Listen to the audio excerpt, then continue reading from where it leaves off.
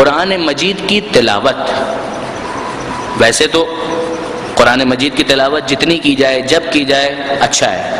ماہ رمضان خصوصیت کے ساتھ اگر ربیع القرآن کہ قرآن کی بہار کا مہینہ ہے، لیکن کا ماہ رجب میں بھی تاکید ہے کہ قرآن مجید کی تلاوت زیادہ سے زیادہ کی جائے.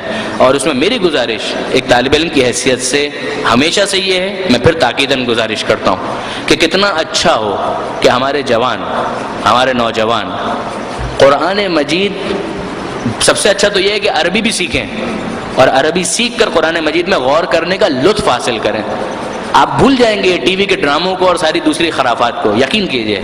اور عربی اتنی سیکھ لیں کہ قرآن مجید کو آپ عربی میں پڑھ کر سمجھ سکیں. آپ قرآن مجید کو اتنا انجوائے کریں گے، آپ قرآن مجید میں اتنا لطف محسوس کریں گے کہ آپ کو کسی دوسرے انٹرٹینمنٹ میں اتنا مزہ نہیں آئے گا جتنا قرآن مجید کی تلاوت میں مزہ آئے گا.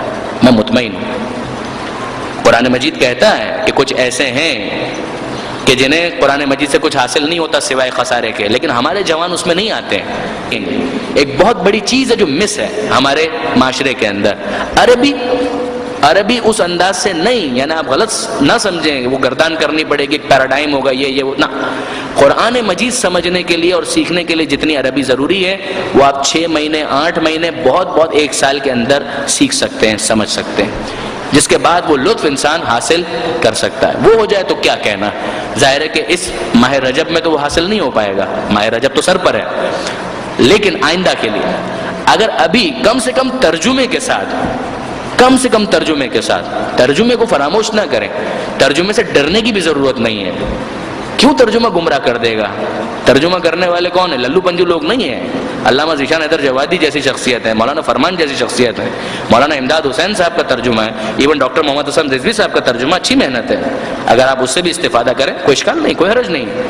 یہ اچھی محنتیں ہوئی ہیں. علامہ نقن صاحب کا ترجمہ اویلیبل ہے، شیخ محسن صاحب کا جو تازہ ترین ترجمہ ہے وہ بھی بہت خوب ہے.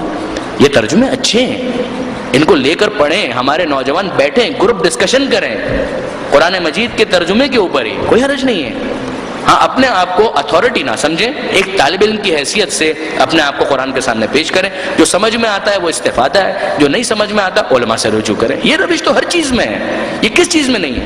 توضیح المسائل آپ اٹھائیں، گروپ ڈسکشن کریں. جو سمجھ میں آتا ہے وہ استفادہ ہے، جو نہیں سمجھ میں آتا اپنے اساتذہ سے سوال کریں.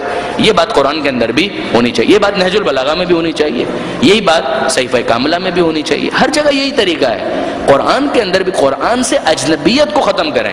ہمارے معاشرے میں قرآن سے اجنبیت کو ختم ہونا چاہیے، ماجور نہیں ہونی چاہیے یہ کتاب. ماہ رجب اس کے لیے بہت اچھا ایک لانچنگ پیڈ بن سکتا ہے کہ 10 پاروں کو اگر آپ ماہ رجب کے اندر فوکس کریں، پھر 10 پاروں کو شعبان میں فوکس کریں، اور پھر 10 پاروں کو ماہ رمضان کے اندر فوکس کریں. ماہ رمضان میں وہ جو سپیڈ والا معاملہ ہوتا ہے کہ وہ 3rd گیئر کے اندر اور 5ویں گیئر میں ڈال کے جلدی سے ختم کرنا، جلدی سے ختم کرنے کی ضرورت نہیں ہے. آرام سے ٹھہر کر ورتل القرآن ترتیلا، قرآن کو ٹھہر کر سمجھ کر پڑھنے کی کوشش کریں. جتنا سمجھ میں آئے بسم اللہ کیا کہنا.